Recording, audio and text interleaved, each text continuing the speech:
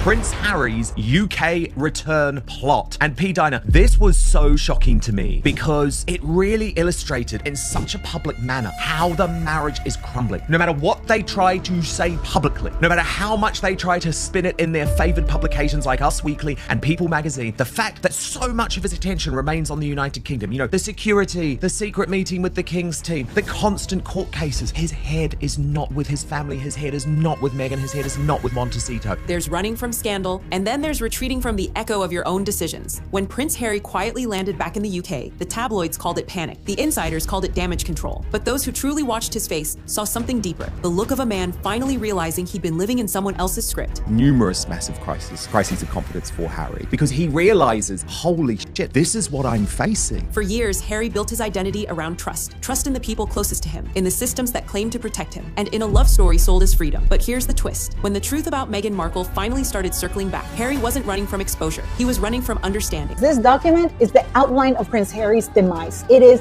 the end of this wanky, skanky, ginger prince. Because understanding meant admitting that maybe, just maybe, he'd stopped asking questions long before anyone stopped giving answers. And that's the real punchline no headline will admit. The so-called rebel prince didn't escape the monarchy to find peace. He escaped one palace only to build another, made entirely of illusions. So when the walls started cracking, the question wasn't what did Meghan do? It was when did Harry stop seeing what was right in front of him? Because sometimes the hardest truth isn't betrayal. It's realizing you were never the one in control. But what Harry discovered next made silence the only move left. This guy's a threat to himself because, I mean, the entire saga of Prince Harry is quite depressing, really, because I remember when he was a bit of the nation's lad, he was happy, he was a bit happy-go-lucky and all that, and then he met that woman, and it all went downhill. Yeah, it's sad, really. This story isn't about what's proven. It's about proximity, perception, and why certain names keep resurfacing whenever royal power networks are examined. They called it a return. But let's be honest, nothing about Harry's arrival felt like coming home. There were no smiling photographers, no rehearsed handshakes, no royal waves, just one man stepping off a plane with the kind of silence that doesn't follow noise, it replaces it. This wasn't the triumphant comeback of a prince reclaiming his crown. It was the quiet arrival of someone who finally stopped pretending that everything made sense. Every camera flash at Heathrow wasn't capturing confidence. It was freezing confusion, exhaustion, and something far rarer for Harry, hesitation. Because it was finally a confirmation of Harry wanting to do what we all thought he was eventually going to want to do. For the first time, he wasn't arriving to represent anything. He wasn't the duke, the memoirist, or the exile. He was simply a man standing in the wreckage of decisions that no longer felt like his own. The headlines screamed fleeing the fallout, but the truth whispered something else. This was containment. He didn't come to fight. He came to listen, to read, to confront paperwork and whispers that had waited far too long to be acknowledged. And deep down, he knew this wasn't about the monarchy or Meghan. It was about the thin line between trust and blindness, and what happens when that line finally snaps. So as he walked through that terminal, no entourage, no statement, the world saw a return. But Harry knew better. This wasn't a man escaping consequence. This was a man meeting it. And what waited for him behind those closed doors would change everything he thought he knew about loyalty, love, and truth. We knew this day was coming. We knew that he was going to want to leave and to have his life back. We knew that that freedom flight was nothing but a fraud of a flight that he was taking. And so now Harry has confirmed that, hey, I want to go back. Before everything cracked, Harry lived inside a system where trust wasn't earned, it was inherited. From birth, his world was built on polished promises, people speaking for him, and institutions that claimed to handle everything. The schedule, the speeches, the security, all arranged, all rehearsed. He never needed to ask how things work. He was told they already did. But the truth about comfort is that it can be a cage with velvet walls. The more he trusted, the less he questioned. The fewer questions he asked, the more invisible he became inside his own story. And while the public saw confidence, behind the scenes there was quiet detachment. A man conditioned to believe that obedience was the same thing as peace. For years that system rewarded his silence. Let the professionals deal with it. Don't get involved. It's better you don't know. Those phrases became the lullabies of his adulthood.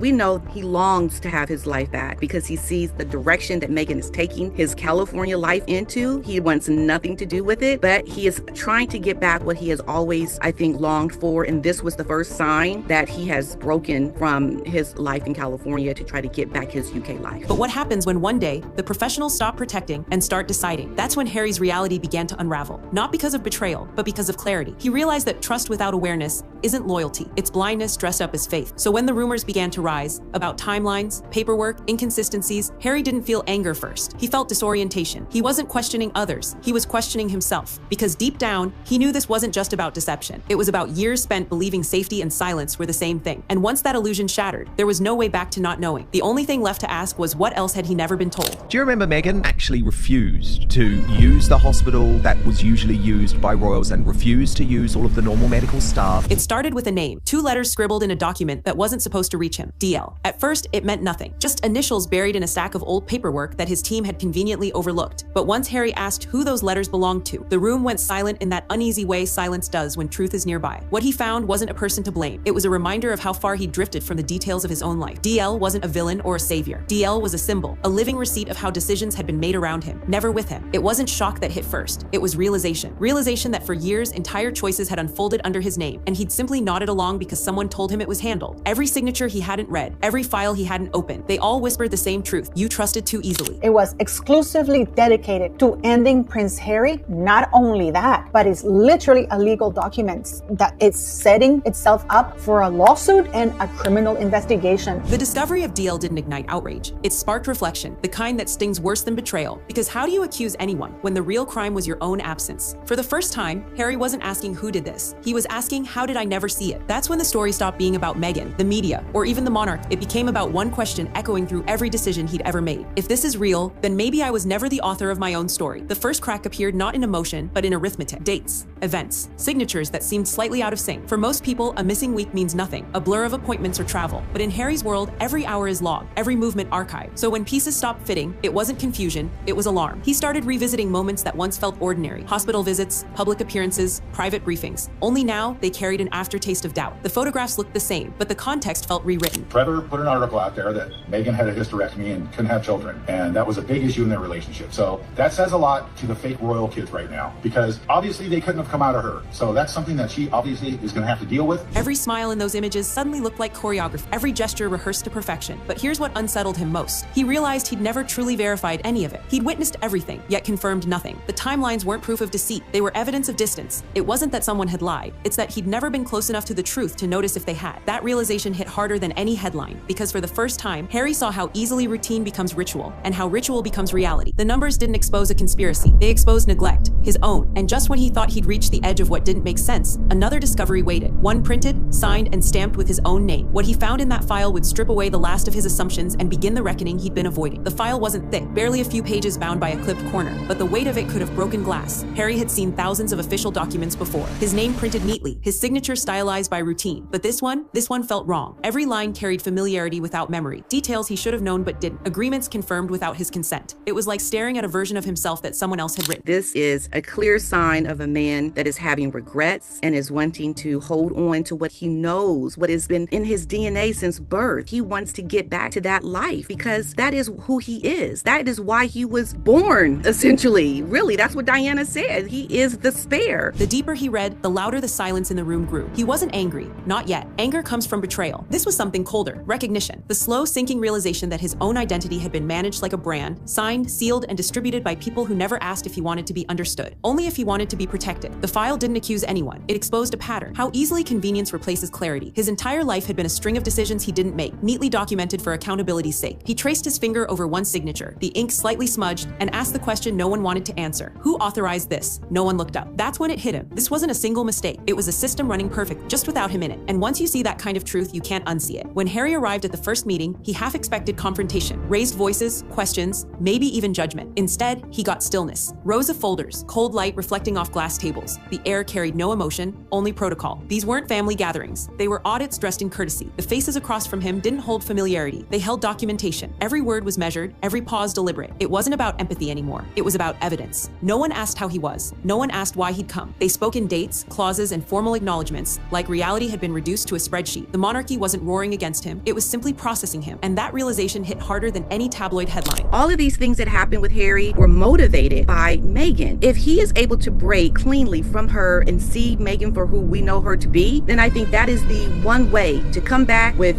true humility around what he has done. The system didn't need to accuse or defend. It only needed to exist. Structured, sterile, self-sustaining. He was just another file being reviewed, another variable to align with the record. In that sterile room, Harry understood what exile truly meant. Not distance from a place, distance from comprehension. Everyone there knew what he didn't, and no one seemed surprised by it. He signed what he had to, nodded when required, and left with more questions than before. The palace hadn't closed its doors on him. It had simply absorbed him back, not as a son, not as a prince, but as a signature on a page. And behind that signature waited the one thing he still feared most, the truth about his children. It wasn't the paperwork that broke him. It was a single photograph, his children smiling in a sunlit garden, unaware of the storm brewing miles away. For a moment, everything else, the headlines, the meetings, the files disappeared. disappeared. All he saw were two faces untouched by history, and he realized that every decision he made now would rewrite theirs. The question that haunted him wasn't about image or scandal anymore. It was about legacy. Should he keep quiet to protect them, or speak up and risk reshaping the only world they knew? Silence could buy them safety, but it could also buy confusion, the kind that turns questions into inheritance. Harry wasn't thinking as a royal anymore. He was thinking as a father trying to shield innocence without smothering truth. Every instinct screamed to stay quiet, but silence had already cost him too much. His peace, his certainty, his narrative. Harry is a traitor because he betrayed his country. He betrayed one of the leading institutions of his country, the monarchy. He disgraced the monarchy. He disgraced his family. He began to understand that protecting them didn't mean hiding reality. It meant preparing them for it. And that realization hurt more than any betrayal. Because how do you explain to your children that love and truth don't always coexist? That sometimes the very thing that keeps you safe is the same thing that blinds you? He looked at that photo one last time and whispered, "They deserve clarity, even if it costs me everything." And in that moment, he knew the reckoning wasn't ending. It was beginning again. As the dust settles, one truth remains. Silence might delay consequence, but it never erases it. Harry's quiet return to the UK wasn't just about facing questions. It was about confronting the life he thought he understood. Every file, every meeting, every glance backwards stripped another layer from the story the world once adored. But behind every revelation lies another door, another whisper, another shadow that refuses to stay buried. Because the deeper you look, the clearer